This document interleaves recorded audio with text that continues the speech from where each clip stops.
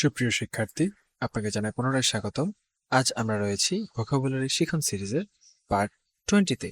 তো চলুন দেরি না করে শুরু করা যাক।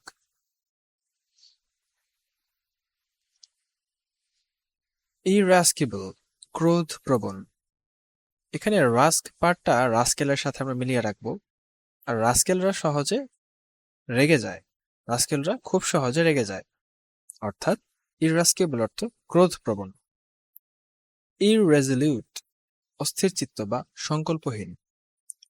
এখানে ইর পার্ট দ্বারা এরর এবং সলিউট পার্ট দ্বারা সলিউশন, এই দুইটা যদি আমরা সাদৃশ্য মনে রাখি তাহলে যে সলিউশন করতে এরর করে, অর্থাৎ সলিউশন করতে গিয়ে ভুল করে, সে অস্থির চিত্ত, তাড়াহুড়া করতেছে, অস্থির, তাহলে ইররেজলিউট অর্থ অস্থির চিত্ত বা সংকল্পহীন।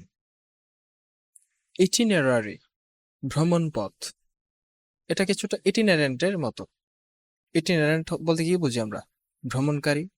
আর ইটিনারারি অর্থ ভ্রমণ পথ। এই যে যেমন নিচেই আছে ইটিনারেন্ট অর্থ ভ্রমণকারী, তাহলে এই দুইটাকে সাদৃশ্যপূর্ণ ভাবে মনে রাখবেন। ল্যাসিটিউড, নিস্তেজ ভাব। ল্যাসি দ্বারা কিছুটা লেজি শব্দের সাথে মিল আছে, এবং টিউড অ্যাটিটিউডের একটা পার্ট মনে রাখেন, তাহলে এই দুইটা সাদৃশ্য থেকে আমরা মনে রাখবো লেজি অ্যাটিটিউড। আর লেজি অ্যাটিটিউড মানে হচ্ছে নিস্তেজ ভাব, অলসতা, নিস্তেজ, কোনো কাজের প্রতি কোনো স্পৃহা নাই এমন। ল্যাকনিক, যে কম কথা বলে।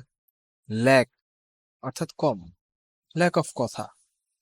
হ্যাঁ, অনিক, এখানে ল্যাক এবং অনিক এই দুইটা পার্ট মনে রাখবেন। ল্যাক হচ্ছে কম এবং অনিক, ধরুন অনিক আপনার কোনো বন্ধু, সে কম কথা বলে, তাহলে ল্যাক অনিক অর্থাৎ যে কম কথা বলে। লেটেন্ট, সুপ্ত। লেটেন্ট হিট, সুপ্ত তাপ। লেটেন্ট ট্যালেন্ট, এটার অর্থ হয় কি? সুপ্ত প্রতিভা, তাহলে লেটেন্ট অর্থ কি? সুপ্ত। লর্ড, প্রশংসা করা। লর্ড হচ্ছে লাউডলি প্রশংসা আর মনে মনে ক্রিটিসাইজ করা হয়। অনেকে আছে না যে মুখে মুখে অনেক প্রশংসা করতেছে, কিন্তু আসলে মনে মনে সে আপনাকে অপছন্দ করে, ক্রিটিসাইজ করতেছে। এখানে লর্ড অর্থ সেটা, লর্ড অর্থ প্রশংসা করা। লেথার্জি, অলস। সাউন্ডস লাইক অ্যালার্জি, তাই না? অ্যালার্জি লেথার্জি কিছুটা মিল আছে শেষে, আরজি পার্টটুকু। তো যখন কোনো কাজ করার ইচ্ছা থাকে না, তখন আমরা বলি যে এই কাজে আমার অ্যালার্জি আছে, এটা করব না। মানে আমরা সেটা থেকে বিরত থাকার চেষ্টা করি, একটু আর কি বাহানা দেই, অলসতা করি। এই যে অলসতা, এটাই হচ্ছে লেথার্জি। তাহলে লেথার্জি অর্থ অলস। লেভি, বাঁধ। তো লেভি কিছুটা নেভি ওয়ার্ডের মতো শোনায়, তো এটাকে আপনারা এভাবে মনে রাখবেন যে নেভি সিগারেট খায় এমন একজন, সে প্রচুর সিগারেট খায় আর সেজন্য তার টাকা জমে না।